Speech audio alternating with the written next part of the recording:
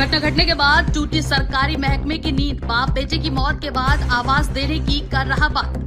जी हां, बाप बेटे की मौत के बाद जागा सरकारी महकमा अब आवास देने की बात कर रहा है। ये मामला चंदौली जिले के बबूरी थाना अंतर्गत ग्राम सभा बुधवार का है, जिसमें बीती रात पिता पुत्र मजबूरी में अपने जर्जर मकान पर सो रहे थे और इसी बीच लगभग रात 12 बजे उनका कच्चा घर भरभरा कर गिर गया, जिसमें दबने के बाद उनकी मृत्यु हो गई। मृतक शिवमूरत पुत्र छैबर उम्र 65 वर्ष एवं उनके पुत्र जय हिंद उम्र 35 वर्ष की मौके पर ही मृत्यु हो गई। वहीं पुलिस मौके पर पहुंची और शवों को पोस्टमार्टम के लिए भेजा गया। खबर गांव में आग की तरह फैल गई और खबर मिलते ही भाजपा नेता राणा प्रताप सिंह पहुंच गए और उनके पहुंचने के बाद ही धीरे धीरे सरकारी महकमा, जिसमें एसडीएम मुगलसराय अनुपम मिश्रा, नायब तहसीलदार अमित कुमार, बीडीओ रुबेन शर्मा मौके पर वहां पहुंचे और जानकारी इकट्ठा कर पीड़ितों को आवास और तत्काल सहायता राशि देने की बात कही। लेकिन सवाल ये उठता है कि उसका मकान जर्जर था और यदि समय रहते जांच पड़ताल कर मुख्यमंत्री आवास योजना का लाभ दिया होता तो शायद ये दुर्घटना नहीं होती। हर बार की तरह इस बार भी सरकारी महकमा घटना घटने के बाद ही जागा है।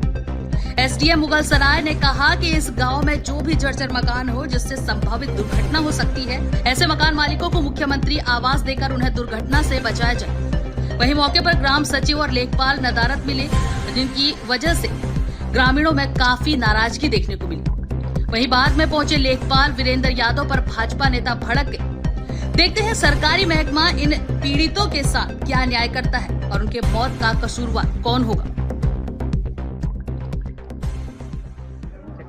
तो संभावनाओं पर भी तो विचार किया जा सकता है। 2 आदमी मर गए, कल 20 आदमी मर जाएंगे, 10 आदमी मर जाएंगे, तब तो तंत्र खड़ा ही हो जाएगा। तब तंत्र है ही नहीं तंत्र फिलहाल मरने के बाद ही। और लोगों को विश्वास कैसे, लोगों को यही नहीं होगा कि मरेंगे। तो आपने जो बोला है, मैं केवल यहाँ पे नहीं हर जगह पे, क्योंकि अभी तो जिसमें हर जगह पे हम दोबारा से करवा लेंगे और एसडीएम साहब से कोऑर्डिनेट करके जिसमें भी देव आपदा में होंगे और संभावना भी होगी ग्रुप में डाल करके अपने बैठकों में कह दीजिए कि नहीं आप लोग गंभीर होइए उस पर। नहीं, अगर रिपोर्टिंग गलत है उनके खिलाफ कार्रवाई भी होनी चाहिए। रिपोर्टिंग अगर होगी हम देखेंगे। अगर रिपोर्टिंग जैसे सचिव यहाँ पे आते जाते रहे होंगे, उनको देखना चाहिए अगर कोई बात है तो हमारे माध्यम से, अगर हमारे माध्यम से ही होना है तो मैं ही लिख दूंगा दैवीय आपदा में है। दैवीय आपदा चाहे ब्लॉक हो चाहे कोई भी हेल्प कर सकता है कि दैवीय आपदा के पात्र हो सकते हैं ये। तो अगर कभी कोई आपको भी लगता है तो आप कॉल दीजिए, मैं तुरंत फॉरवर्ड कर दूंगा। कोई दिक्कत नहीं, आपसे कोऑर्डिनेट करेंगे। और फिलहाल तो अभी इस गाँव में आज कल परसों 3 दिन में हम लोग पूरी मेहनत करके इस गाँव को रिजल्ट देते हैं, फिर हम दूसरे गाँव। तमाम समीक्षा बैठकें आपकी होती है, तमाम डीएम साहब की बैठक होती है, प्रभारी मंत्री बैठे होते हैं, दिशा की बैठक। कौन सी दिशा तय करते हैं? दिशा की बैठक में यही दिशा तय होती है। साल ये पोजीशन है, अध्यक्ष जी बैठक में विषय आना चाहिए ना। एसडीएम साहब कहें सचिव आते जाते हैं, पूछिए सचिव आते जाते हैं, कोई जानता भी है सचिव को?